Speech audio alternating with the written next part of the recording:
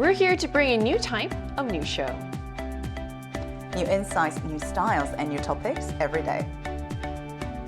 We are News Generation. Bringing news just for you is Monday, March 30th here in Seoul. I'm Isujin, and this is News Generation. Joining us today is Cheska. Happy Monday, everyone. Monday. Fabio's with us. Good morning, everyone. Happy Fabio. Both are here to speak on behalf of people in their 20s and 30s. So we're at the start of a brand new work week, and what better way to kick things off than by talking about something that's no longer just a trend, but a way of life, sustainability. It's shaping everything from consumer choices to corporate strategies, and it's becoming a key part of how we define progress today. And today is the International Day of Zero Waste. So, Cheska, can you explain what International Day of Zero Waste is? Yes, as we did the opening, we're all wearing very green today. Hey. Going green, literally. Yeah, literally, to celebrate the International Day of Zero Waste recognized by the United Nations. In 2022, more than 150 countries came together at the UN General Assembly and agreed on something very important. Reducing waste is no longer optional. It is a must and something that we have to start. So beginning in 2023, March 30th was officially designated as a day to raise awareness worldwide. And at the heart of zero waste is a simple idea: consume more sustainability and reduce what we throw away. It's easy to forget about it because not always easy to execute those actions, but it is really important. So do you have anything to add to this, Ben? Well, International Day of Zero Waste gives us this opportunity to really ponder on how our consumerism behavior really affects not only the environment, but also the future that we will live in. Yes. And UN statistics really prove this point. You see, humanity generates around 2.1 to 2.3 billion tons of municipal solid waste every single year. And amongst the materials, we have one material that we produce constantly that is very hard to get rid of, and that material is plastic. Over the past 70 years, the cumulative amount of plastic waste has amounted to 7 billion tons, which is a lot. This isn't just an environmental issue. It really affects and threatens our own health too. So it's polluting our planet, it's choking our oceans, and it's also damaging ecosystems that are very vital to us. So a day like this, it's very important to think not only how much we consume, but also the way we consume. I think the figures that you mentioned really put things into perspective, and it shows just how urgent this issue really has become. And that's why we're going to talk more about this. But first, let's take a look at the screen.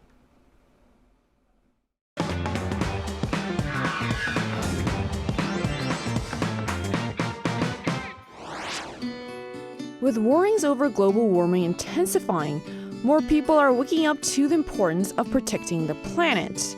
And for the younger generations, being environmentally conscious is no longer just a choice. It's a core value and a way of life. Today on News Generation, we take a closer look at how people are putting sustainability into practice, the rise of eco-conscious lifestyles, and simple tips for going green. Just as we saw in the video, sustainability is clearly shaping everyday choices. It's not just awareness, it's action. So let's take a closer look at where people stand right now. So how serious, Cheska, are people about eco-friendly living these days? As we talked about a couple times in the episodes, I think MZers are definitely known to be environmentally conscious. I think that is one of our traits. So according to a recent survey last year, more than half of respondents, 52%, said they're willing to accept some inconvenience for the sake of the environment. Now let's take a look at the screen for actual figures. Now, more than 71% of MZers practice recycling. And I just want to add that I do actually really love Korea's policy on recycling. I think our system is very meticulous and rigorous. And I've actually gotten some feedback from people when I didn't recycle properly. Because in the Western world, and I have lived in the States, and I think people sort of like lump things together and we don't recycle as separately or meticulously. So I think it's really great. There are other practices people mentioned. They were using public transportation, buying secondhand. However, when it comes to cutting down on very specific items, many said that it's still difficult to reduce things like paper cups, disposable chopsticks, and wet wipes. And these are items that we have to kind of use on a daily basis to just keep our daily lives going. So I do understand that it's completely difficult to cut some items off. Right, and that is like a huge number that people are being environmentally conscious. What do you think has kind of led them to be more, want to be more environmentally conscious? I think one of the characteristics about MZers is that we are aware of the actions and the consequences that we have caused. So we try to be a little bit more responsible in terms of elongating the sustainability. And I think that is one of a very great trait because we're very active when it comes to certain things that we believe in. Yeah. I think in Korea there's also a lot of perks to be eco-friendly. Like when you bring your tumbler to cafes, Yes. there's discount. Yeah. So there's plus. That's a very good. You have to have an incentive to keep the habits going. Exactly. Yes. Exactly. So that willingness is there, but some habits are harder to change than others, and it seems sustainability is expanding beyond the physical world, especially as we're living in an era where everyone seems to be living online. So how are people going green in their digital lives? Well, the digital realm opens up a lot of different debates when it comes to sustainability, and even something that is invisible or completely virtual can also hold a lot of impact when it comes to the environment. So for example, training large AI models requires a lot of computational power, and that also translates into a lot of energy being consumed. Even data centers use tons of water only to cool off their systems. So there's a lot of boycott activity when it comes to users on social media, calling off the overuse of these technological tools that end up hurting our environment. So the consciousness is definitely there. And around 60% of people now recognize the importance of practicing eco-friendly habits in their digital lives as well. So things like, for example, lowering the capacity of your cloud storage, or deleting unnecessary emails, or even going out of your way of limiting your own device usage and screen time. Those are some of the measures that most users are trying to do that are, they're going to be progressively more intense as time goes on. Right. I feel like a lot of people forget how that being on when you're digital takes a lot of energy. You don't really think about Exactly. Especially like AIs and ChatGPT. Because it's not tangible. Exactly. There is no physical Right. proof, but it doesn't mean that the footprint isn't really there. that. Right, exactly. So eco-consciousness now really expanding into the digital space, and it's even influencing culture in unexpected ways. So what are some fun or unique trends? I was so waiting to talk about this. This is something I found really interesting.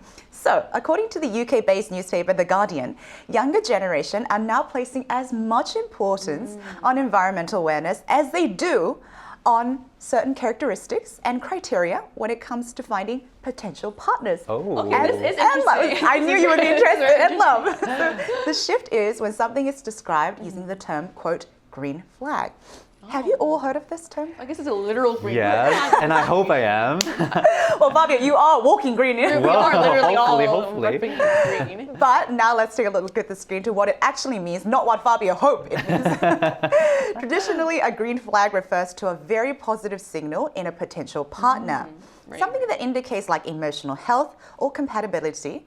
But more recently, the meaning has actually evolved and to add literal green term, eco-conscious value, making sustainability not just a lifestyle choice, but apparently an attractive trait in a partner. So because today, I believe how you love the planet and how you love the world is becoming part of how you love others. Oh, I like that Yeah, line. because Okay. people are part of the planet. Completely, yes, makes sense. So environment values are even shaping how people date, but with trends become new behaviors and terms as well. So what other new eco-related terms, Fabio, are popping up? Well, again, that eco-consciousness is definitely reshaping the way we see relationships, as Cheska mentioned. And I do feel like terminology we had terms that already existed, and we're giving new meaning to them, especially related to Like color, green, like yeah. green. Green flag. So for example, we have eco-dumping. This is an action okay. of finishing a relationship with your partner because that partner is not on the same level of environmental awareness or commitment to the cause. This has really become an important value that Completely. Yes, okay. And even terms like greenwashing that you might have heard because it's usually referring to companies that try to pretend to be eco-friendly when in reality their actions don't really reflect that. But now we have greenwashing also in the dating scene with people who pretend to be more environmentally conscious than they are in order to get a partner that already has those ideals. So it's basically lying to get a date. They're trying to be fake green, like fake green Exactly. flag. Right. So we're seeing sustainability being this puzzle piece that also fits in a social context. That is so love that. interesting. So these are some pretty telling trends that really shows how values are evolving. So this brings us to a more personal question. So, Cheska, do environmental values personally matter to you when choosing a partner? Yes, I do wave my green flag when it comes to choosing a partner. I would not necessarily eco-dump, but I think it's very important because I made a cute punchline earlier about how you love the world is how you love others. But I really believe that because I think we are individuals, and it kind of shows not just sustainability, but in terms of responsibility of how you see yourself in the world and society. Because let's be honest, the reason we're talking about Zero Waste Day in our episode is because everything that we're experiencing today is caused by us. Right. So we are part of the problem, but we're also part of the solution.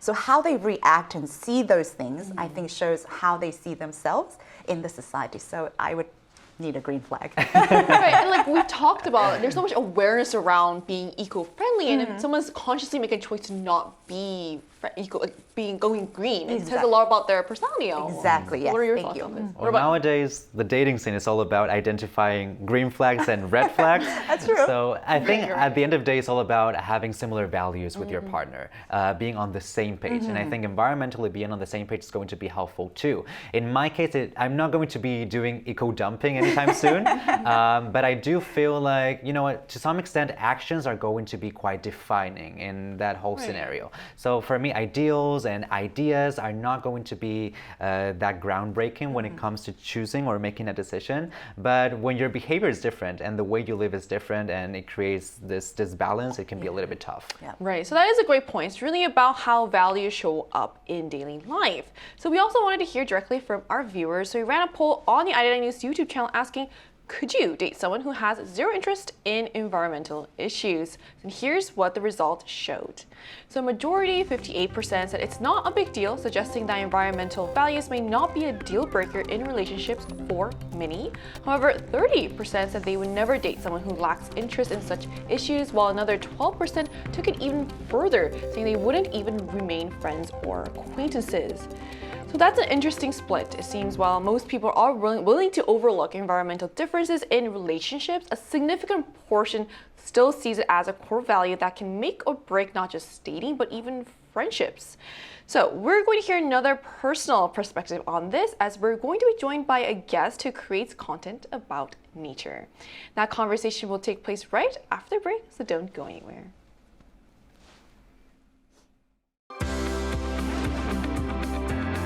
NewsGen wants to hear from you. Go to YouTube and search out Channel Arirang News. Click Posts and cast your vote in the poll. Make a new type of news with us.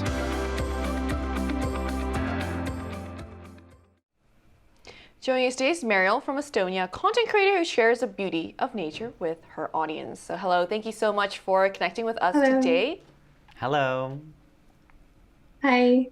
First of all, I love your background today. We kind of talked about this earlier, but for you personally, Mariel, how important is it for your partner to be environmentally conscious? Yeah, personally, I think it's very important because, paying attention to my surroundings and taking care of the environment itself, it's not just my hobby, but it's a lifestyle. So it's a way of conscious living.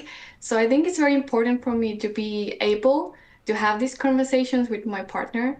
So yeah, I think the most important thing is, being open to this kind of conversation and different ways of thinking, and not being scared of or like shying away from speaking out and acting on these issues that our environment is currently facing. Yeah. You talked about very interesting, some green flag traits, but what do young people in Estonia do to live more sustainably? We're curious. Actually, there's an interesting thing. There's a worldwide cleanup event called World Cleanup Day. I think it's held annually on September 20. And an interesting fact is that it began in Estonia back in 2008. And I remember being an elementary school student and going to the forest with my classmates and my teacher to clean up litter on that day. So yeah, even as a child, I did this kind of thing. And when I was also playing at the playground behind my house, one day I just took a trash bag and decided to pick up all the cigarette butts and other trash that I found on the ground. So I think for me, it started kind of naturally. I just didn't like seeing trash where it's not supposed to be in the nature. And I think nowadays, young people, well, in Estonia and also in Korea too, people are trying to reduce their use of plastic by refusing disposable cups and other unnecessary packaging, and trying to use more nature-friendly materials that are recyclable and reusable.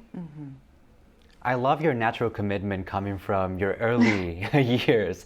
And how do you think people should celebrate this International Day of Zero Waste? And at the same time, what eco habits would you recommend to people?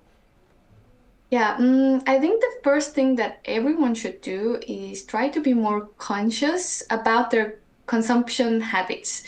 Paying attention to your everyday habits, how much plastic and how much plastic do you buy, how much waste do you make, and how do you dispose of it? So I think in the world we are living today, it's kind of impossible to be perfect, but there is always something we can do better. For example, when you want to order a takeout coffee, you can take your tumbler with you. Or if you don't have a tumbler, just have a coffee at the cafe. And if you don't have that time, just skip your coffee for a day. Also in Korea, especially in traditional markets, when you buy some fruit or vegetables, they often try to give you this black plastic bag, even if you don't really need it. So an easy thing to do, you can just, speak out and say that you refuse that plastic bag, that you don't need it. So yeah, there are these small things you can do in your everyday life, even if you go on a walk in the park or go hiking in the mountains. If some litter catches your eye, you can just, don't just walk past it. Take it with you. Of course, you can't clean up everything, but change starts from these little things. I think just think of the ecosystem and how it affects the surrounding environment, and as us as well, as we are also part of nature. So I think it's important to just try to be more empathetic towards all the lives around us. And I think that's how change starts, from our attitude toward nature and environment. Yeah. And, also, when foreigners are asked about their life in Korea, people love to say that, they like Korea because it's so convenient.